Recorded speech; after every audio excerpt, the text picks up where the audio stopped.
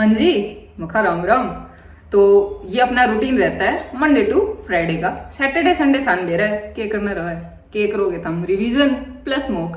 Mock जहां से भी आपने ले रखे हैं, चाहे आपके पास हार्ड कॉपी हो, चाहे सॉफ्ट कॉपी हो, चाहे कौन सी भी कॉपी हो, उस तक हम मोक लगा लोगे। प्लस पूरे हफ्ते जो भी पढ़ा था वो आप रिवाइज कर लोगे। और मन बताइए थारा फायदा हो रहा है कि नहीं हो रहा, कि मैं खाम खानू ही दुखी हो रही हूँ, बता दियो यार, ताकि मैं दुखी ना हूँ, है ना। मैं भी मौज काट लूँ थारी डाल, ताकि आराम से किसी कोने में बैठ के मैं पढ़ाई कर लूँ। तुम्हारे चक्कर में वीडियो शूट करनी पड़ती है।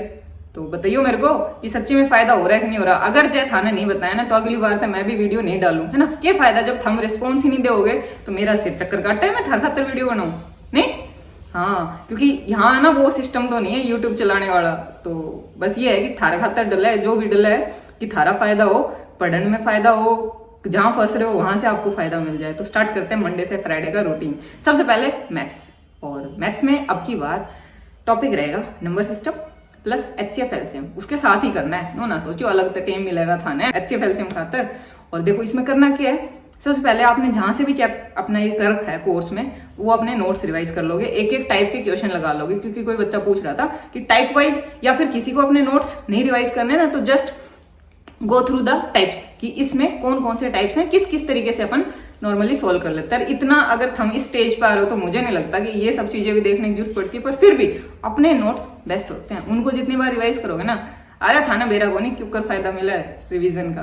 तो देख के उसके बाद क्या करना है, previous year question number system के पूरे प्री और मेन्स 18, 19, 20, 21, 22 इन सारे सालों के प्री और मेंस में जितने भी क्वेश्चन आए हैं ना, सारे निकाल के ना सारे प्रैक्टिस करने हैं, ठीक है।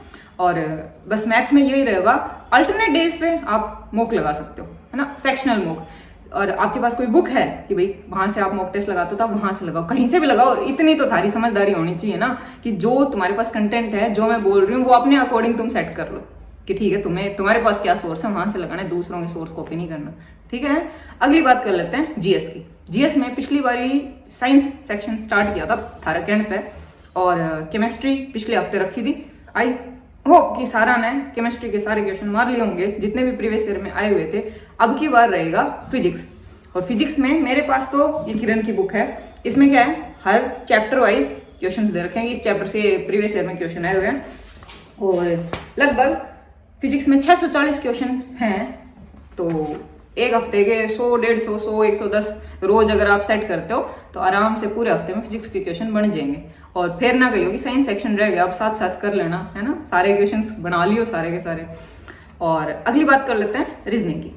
रीजनिंग में देखो कुछ होता नहीं है, जिस बच्चे का जो सेक्शन वीक है ना, वो आप प्रैक्टिस कर लोगे। इतनी सी ही चीज होती है, बस ये है कि रोज आप मॉक लगाओगे। बस रीजनिंग में मॉक लगाओ, चाहे मिक्स क्वेश्चन लगाओ।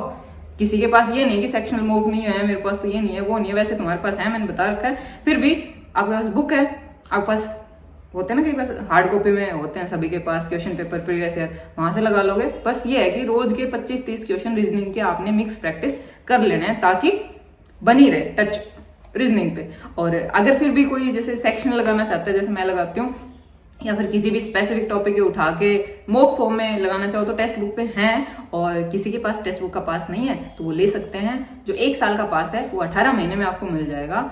399 की बजाय 251 में ये आपको पड़ जाएगा। यहाँ पे सारे प्रीवियस ईयर और नए मॉक आपको मिल जाएंगे। और पुराने वाले बच्चों के लिए पता ही होगा तुम्हारे, वो प्रो कोड वाला सिस्टम वो लगाओगे, सारा फ्री में हो जाएगा। हाँ, थोड़ा सा नुकसान तो होएगा कि भाई वैलिडिटी थोड़ी है ना चेंज हो जाती है, बट क्या कर सके, है ना। थाने कौन से जिंदगी भर मॉक लगाने हैं, ये सोच लो ना कि इसी साल बस मेंस तक लगाने हैं। क्यों फालतू में रोना कि भाई हमारा तो ये हो गया और वो हो गया, समझ रहे हो ना। हाँ, तो अगली बात कर लेते हैं इंग्लिश। और इंग्लिश में सबसे पहले जो पिछले से पिछले हफ्ते अपन ने 800 इडियम फ्रेज की थी ना, वो रिवाइज करोगे आप, जो आपको नहीं आती थी वो, ठीक है। प्लस 500 अपने वन वर्ड सब्स्टिट्यूशन भी हो चुके हैं पिछले हफ्ते और इस हफ्ते के मिला के, है ना। और इस हफ्ते भी रोज 50 word per day one word substitution के करने हैं। तो 500 हो चुके हैं, 250 अब की बार हो जाएंगे। 500 में से भी जो आपको फंसे थे वो आप जब जैसे आज के 50 वन वर्ड पढ़े तो एक बारी वो वाले रिवाइज कर लेना है। थारा ही फायदा है इसमें, ताकि जब ये पूरा खत्म हो ना तो तुम्हारे हाथ में हो 1000-1200 सारी चीजें। और जब 1000-1200 सारी चीजें हाथ में होंगी ना, तो पेपर बन जाएगा फिर तुम्हारा, फिर तुम्हें इंग्लिश में दिक्कत नहीं आएगी। जो चिल्लाते रहते हो ना सबसे ज्यादा इंग्लिश में दिक्कत आती है यार। 50 वन वर्ड नहीं कर सकते रोज, बहुत ईजी होते हैं, बहुत ही ज्यादा ईजी होते हैं। कुछ 5-7 ही वर्ड निकलते हैं जिनका मतलब समझ नहीं आता है या याद नहीं हो पाते, उनको निमोनिक से बना लो, कुछ अटरम सटरम जुगाड़ जुगुड़ लगा लोगों के, है ना।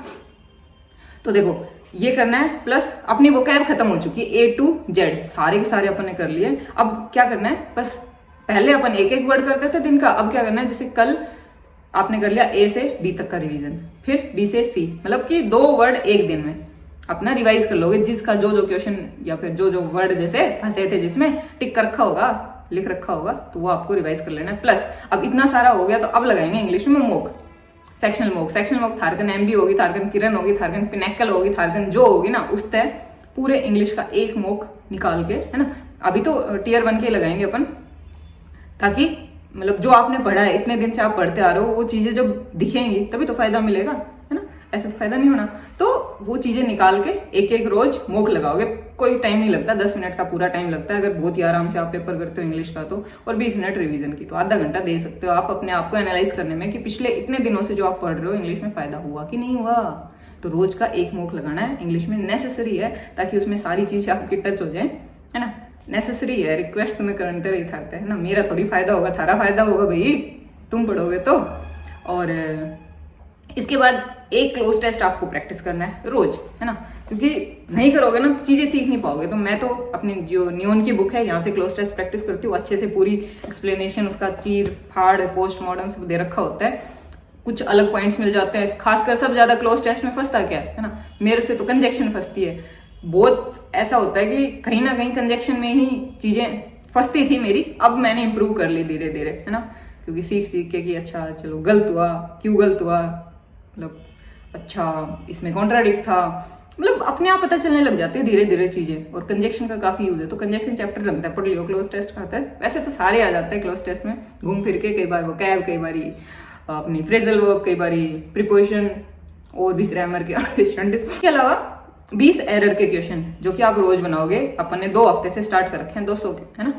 तो 20 क्वेश्चन बहुत कम होते हैं और बहुत ज्यादा उनमें सीखने को मिलता है, क्योंकि ये जो ग्रामर के रूल्स अपन रिवाइज नहीं कर रहे ना, क्योंकि अपन ने पढ़ लिए। वो 20 एरर जब आप रोज बनाओगे ना, तो जब रूल स्ट्राइक होगा ना और वो चीज गलत होगी कि ये रूल, क्योंकि रूल पढ़ना अलग चीज है और पेपर में क्वेश्चन बनता कैसे ना उस रूल से, वो एक अलग चीज है। तो वो जब रोज आप 20 रूल के क्वेश्चन बनाओगे ना, एरर के क्वेश्चन, तो आपको समझ में आने लग जाएंगे। ये जो बोलते हो ना एरर नहीं बनता, वो दिखने लग जाएगा, अच्छा एरर इस वाले रूल से एरर के क्वेश्चन ऐसे आते हैं, ठीक है। तो ये था मंडे टू फ्राइडे आपका रूटीन, और मन बताना बिल्कुल नहीं भूलना कि तुम्हारा फायदा कितना हो रहा है कितना नहीं हो रहा है। मुझे हर बंदे का, जिस बंदे को इससे फायदा हो रहा है ना, मुझे उसका रेस्पॉन्स चाहिए अब की बारी, अगली बार तुम्हारी वीडियो बनने के लिए ना, तो मैं भी पल्ला झाड़ जाऊंगी कि ठीक है यार मेरे पे फालतू टाइम नहीं है कि यहाँ यूट्यूब पे बैठ के वेस्ट करूँ। मैं बस इसलिए करती हूँ कि किसी एक बच्चे का भी फायदा हो गया ना।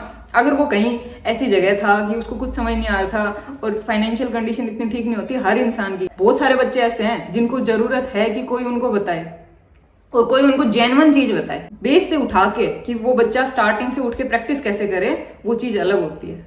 तो मेरा सिर्फ मोटो ये होता है कि बच्चे को ये पता चले कि तैयारी को शुरू कैसे की जाती है। एक बार उसने ये सीख लिया ना तैयारी शुरू कैसे जाती, बच्चा अपने आप ही कर लेगा आगे। तो इतना ही मेरा मोटो है। इसी मोटो के साथ आप लोग ऐसे ही पढ़ते रहिए। जय हिंद।